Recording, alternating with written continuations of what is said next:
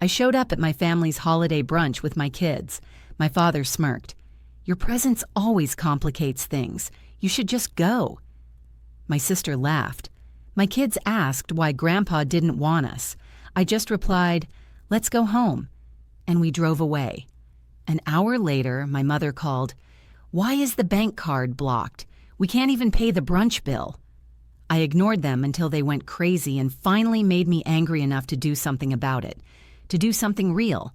And when that switch flipped, there was no going back. It wasn't just the brunch. It wasn't just one comment. It was years piled on top of each other, like a slow-motion landslide in the making. And that morning, it finally gave way. I used to think I had to keep the peace because I was the broken one, the single mom, the one whose husband traded our family for a shiny new one on the other side of town. I thought being quiet meant being strong, that if I just swallowed the bitterness long enough, they'd eventually respect me again. I was wrong. The holiday brunch was supposed to be nice, something for the kids. I told them we were going to see Grandma and Grandpa, their aunts, everyone. They even helped pick out gifts, little handmade things, drawings, a dollar store frame with a picture of all of us from 2 years ago. My daughter wanted to give it to my mom. When we walked in, the whole table went silent. My father didn't even try to hide his smirk. "Your presence always complicates things. You should just go." Beverly laughed like it was some dark inside joke. Phyllis rolled her eyes like she was already annoyed. I hadn't even stormed out yet, and my kids just stood there, frozen, still holding their little gifts like they'd done something wrong. Then came the question, why doesn't Grandpa want us? It broke me more than anything my parents had ever said, and they had said a lot. But this was the moment I realized they didn't care about my children. No, really, they never did. I didn't say a word to them. I looked at my kids and said, "Let's go home." No tears, no begging, no scenes, just silence. We drove back to the car, and while they played with their toys in the living room, I sat on the kitchen counter and opened the banking app. The family card, the one my parents used like a shared piggy bank, despite never asking where the money came from, was still active, still drawing from my account. So I froze it. One click. I waited. About an hour later, the first call came. My mother, then Beverly. Then Phyllis sent a half-panicked text to the family group chat.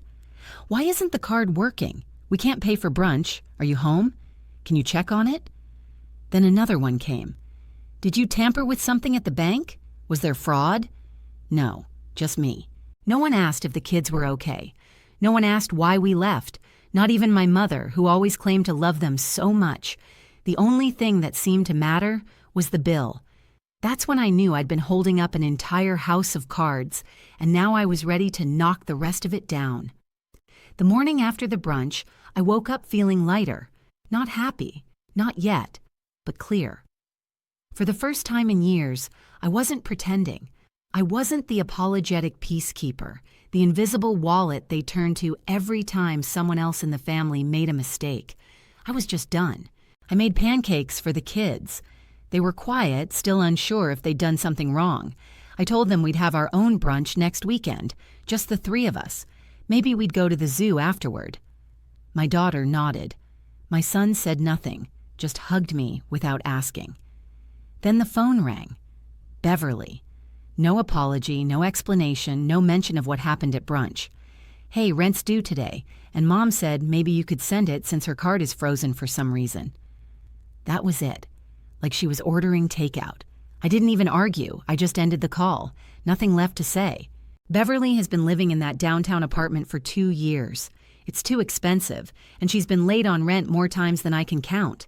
Every time she'd run to Mom, who would then quietly text me asking for a little help.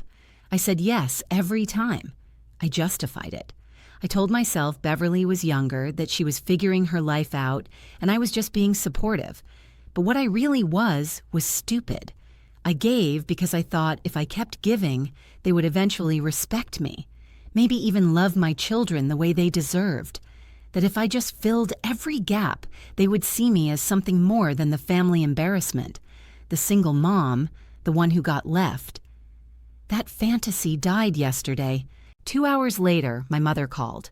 This time her voice was soft, concerned, the tone she used when she was about to manipulate me.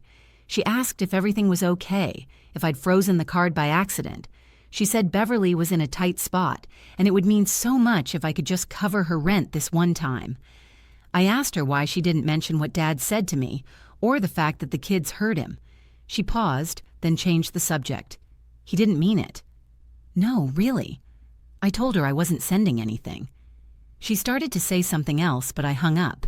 I just sat there after the call, not crying, not angry anymore, just stunned by how transactional our entire relationship had become. And then Phyllis texted me. She said she wasn't taking sides, but that freezing the card made the whole brunch awkward, and that I could have just talked to them instead of making a scene. She actually used those words, as if I had thrown a tantrum instead of quietly leaving with two confused and humiliated children. The same Phyllis who borrowed $800 from me last spring for emergency car repairs and swore she'd pay it back after her promotion. The same one who went on vacation a month later and never mentioned the money again. I let it go.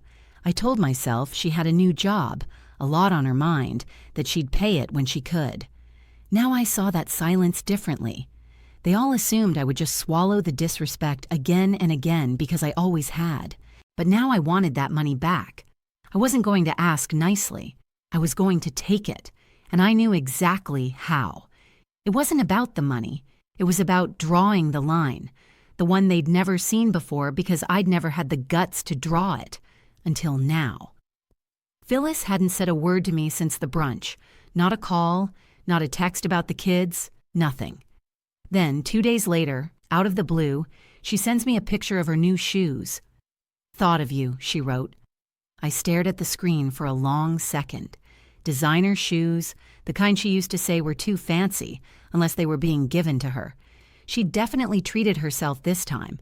I scrolled all the way to the top of our conversation until I found that message from months ago, the one where she promised she would pay back the $800 she borrowed.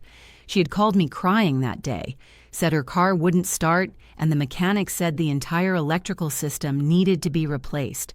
She didn't want to tell Mom or Dad because they were already stressed about Beverly's money troubles. She promised she would pay me back after her promotion. She even sent a heart emoji. That was in April. I let it go for months. I never brought it up because we were family and I didn't want to be that person. But I was done being that person.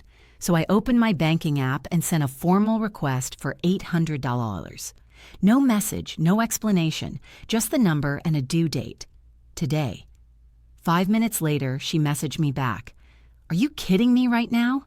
"No, sorry, I forgot. No, can we talk?" Just indignation, because I had finally drawn a line. I didn't reply. I didn't have to. I had already made other plans.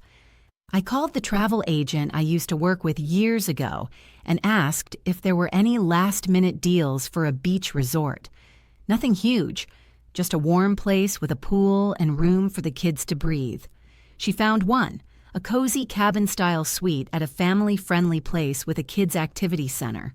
Dolphin tours, all-inclusive. It cost me $1,682, and I paid for it with Phyllis's money the moment she finally sent it through. No thank you, of course. No apology, just a cold transfer, like she was settling a business debt. Maybe she was, because I was done pretending we were anything more than that. That night, as I packed my kids' bags, I realized something. I hadn't felt this excited in years. It was our first real vacation. No guilt, no awkward family texts, no tense silences. Just me and the two people who never made me feel like I wasn't enough. I didn't post anything on social media. I didn't tell anyone. I wanted them to find out the same way I had to learn they never really saw me as one of them. Slowly, painfully, without warning. I let them sit there, wondering why I wasn't answering their passive-aggressive texts. I let them guess where we were while they scrambled to figure out who was going to pay Beverly's rent next month, or why Mom couldn't order groceries on the family card. I wasn't their crutch anymore. I wasn't their secret donor. I was gone. And every time I zipped up a suitcase, I reminded myself, this isn't revenge, it's repair. Part 4. The pictures they weren't meant to see. The morning of the trip, I woke up before the kids and sat on the edge of the bed, staring at the suitcase. I still couldn't believe I'd actually done it. Booked a vacation, cut the financial leash, taken my peace back. It felt surreal, like I was borrowing someone else's life for a few days. I left my phone on silent, tucked away in my purse. Whatever drama they were cooking up back home could wait. We landed just after noon.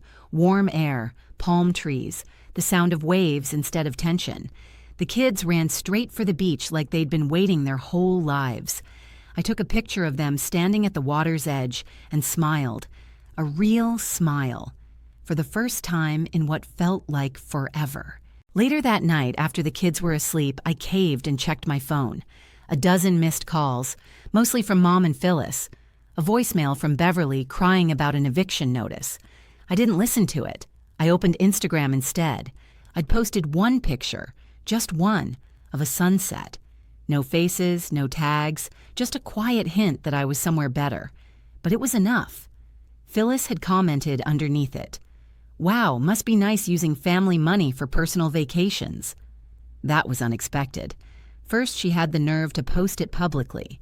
Second, she still believed the money I used was hers, like I'd somehow stolen from the family fund. I hadn't even replied to her when she sent the money. She knew it was for the debt she owed, and now she was twisting it to make me look like the one taking advantage. I didn't respond, but I didn't have to. The next morning, something happened that I didn't plan for. My grandfather called.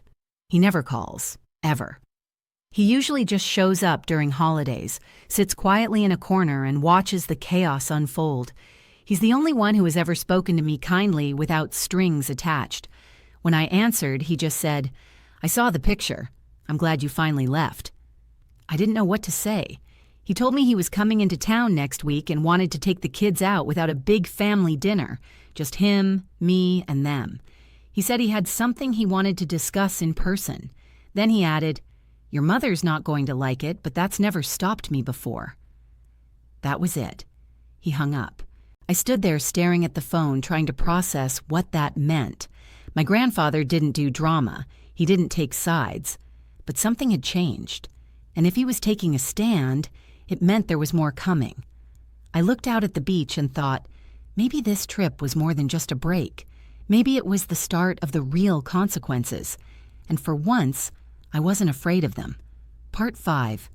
The trust we got home from the trip on Sunday night. Sunburned, sandy, and glowing.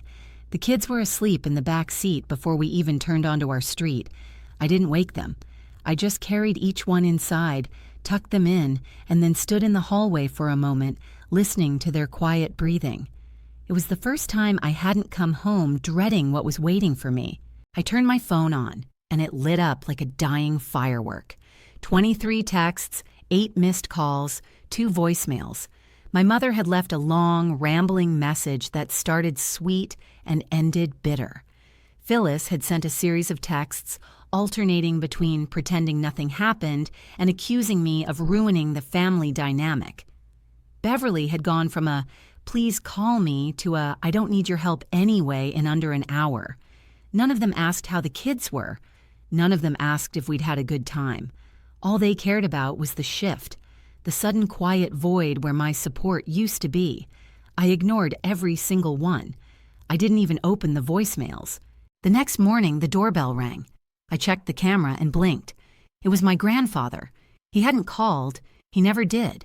He just showed up, like he always had when he knew something was wrong but didn't want to make a scene about it. He walked in, gave a single nod, and sat at the table without saying much. I made us coffee. The kids were still asleep, and for once the house felt like a place where he could breathe, too. "I heard about the brunch," he said. That was all he said about it. No lecture, no advice, just acknowledgement. Then he handed me a thick manila folder. "I made some changes. Don't tell them. The lawyer will." Inside were pages I couldn't even process at first. A trust, one that used to be split evenly between my mother, Phyllis, and Beverly, was now in my name alone. $300,000. He said he'd watched for years, the way they spoke to me, the way they treated my kids, the way they always expected me to fix things but never said thank you.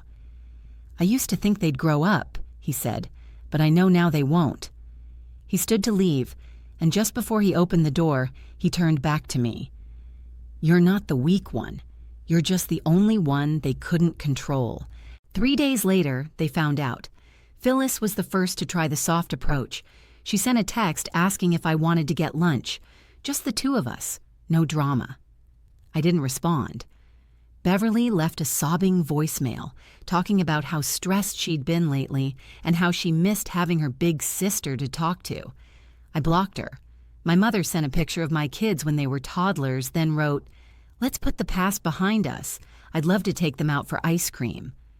I didn't reply, because this wasn't about reconciliation. It wasn't about love. It was about proximity to money.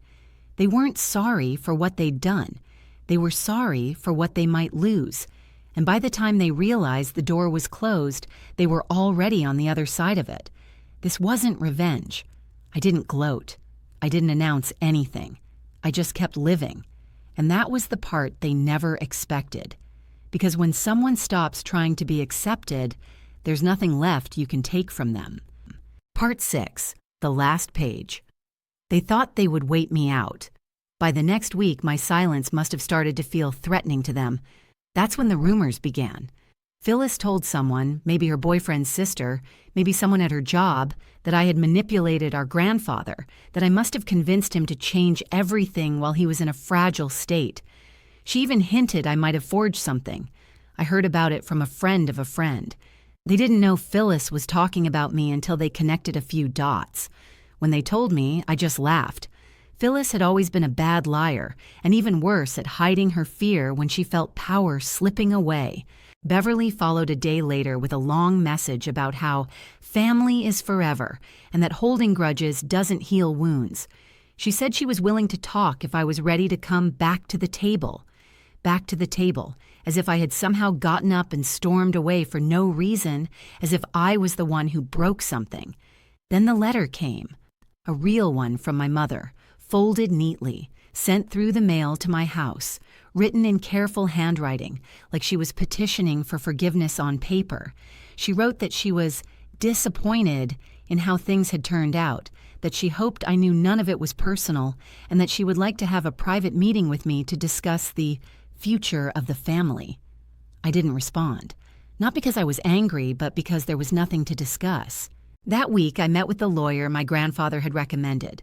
We finalized the trust papers, adjusted a few things, and he quietly told me my grandfather had also made me his sole medical power of attorney for any future care decisions.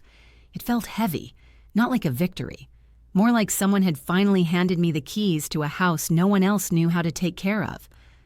Before I left, the lawyer asked if I wanted to leave a statement for the family for when the rest of the estate was read someday. I thought about it and wrote something simple. I didn't leave the family. I just stopped being where I wasn't welcome. A week later, my grandfather invited me and the kids to dinner. No one else was there, just us. After dessert, he handed each of them a small box. Inside were gold coins he'd collected over the years, real ones. He said they were his way of saying, "Start your own stories." That's the moment I realized this wasn't the end of the story.